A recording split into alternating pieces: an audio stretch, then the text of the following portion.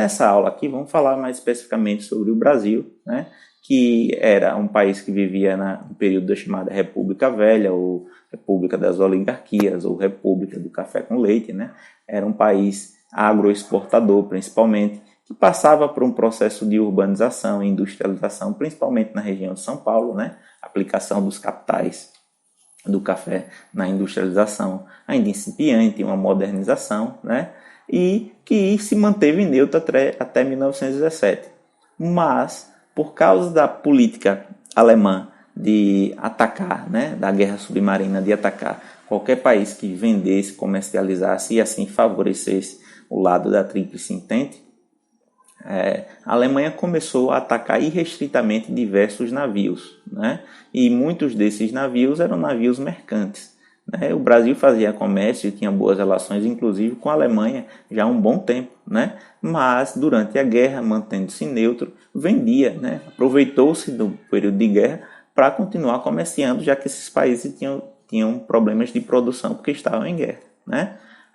Em 1917, quando os navios foram atacados, o Brasil rompeu relações. Posteriormente, ele decretou guerra, tá certo?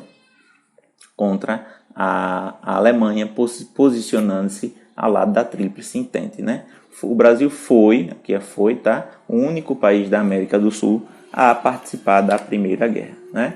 E aqui vamos remeter mais uma vez aqui ao imperialismo, ao conteúdo do imperialismo, uma nota enviada a todos os países, né, caracterizando a linha de ação brasileira. Eu não vou ler aqui, eu vou destacar simplesmente o seguinte: leia você, aluno, compreenda aqui, né?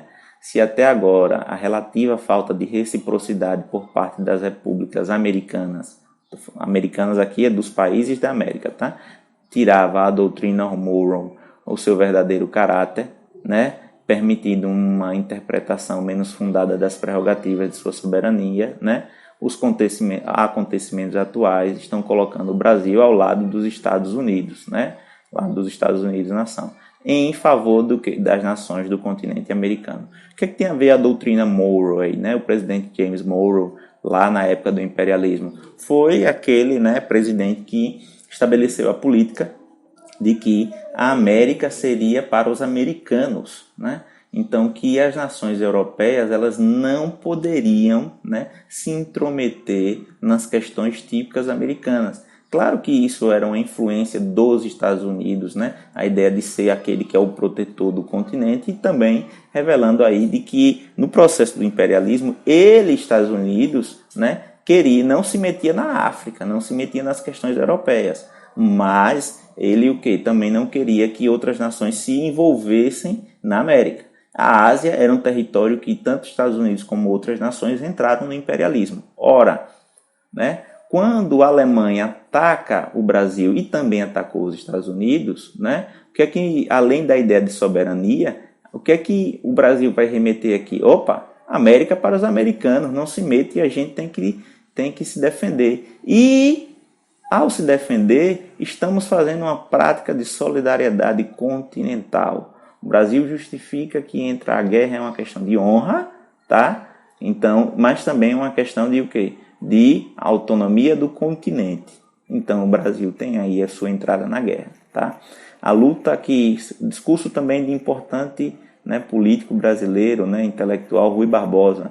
A luta inicialmente circunscrita entre os impérios centrais e um certo número de estados europeus perde o seu caráter primitivo para assumir o aspecto de um conflito declarado entre os princípios da democracia moderna e os princípios da velha autocracia condenada. Ou seja, né, ora, temos que lutar também, né, em nome da democracia e da liberdade.